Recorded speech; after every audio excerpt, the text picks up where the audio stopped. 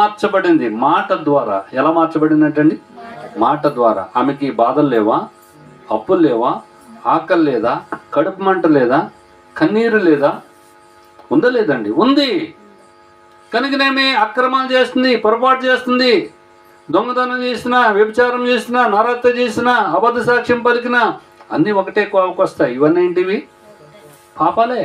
అన్నీ పాపాలే. జైల్లో అదండి, ఈ యొక్క తప్పు చేసిన వాళ్ళకి సెపరేట్ డ్రెస్, ఈ తప్పు చేసిన వాళ్ళకి సపరేట్ డ్రెస్ అనరు. వాళ్ళందరూ ఏమంటారు? ఖైదీలు అంటారు. ఏమంటారు? ఖైదీలు.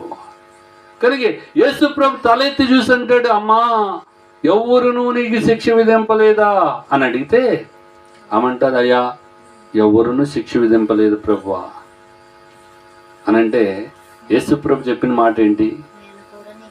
అమ్మా నేను కూడా నీకు శిక్ష విధింపును, ఇక వెళ్ళుము.